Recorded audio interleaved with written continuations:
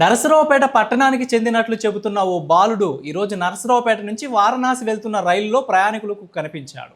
బాలుడిని వివరాలు అడగగా తాను నరసరావుపేట బస్టాండ్ వెనుక ప్రాంతానికి చెందినవాడినని, తన తండ్రి పేరు డానియల్ అని, పెయింటర్గా పనిచేస్తారని చెప్పినట్లు సమాచారం.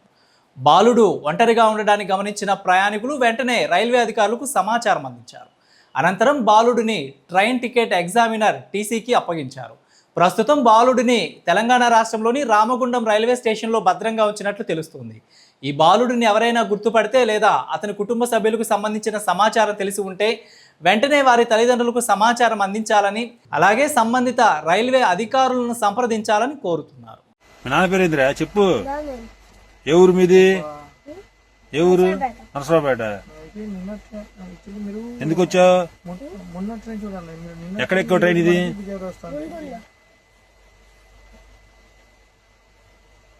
మీ ఇల్లు ఎక్కడ? నరసరావుపేటలో ఎక్కడరా? ఎక్కడ ఇల్లు? బస్ స్టాండ్ దగ్గర. నీ పేరు?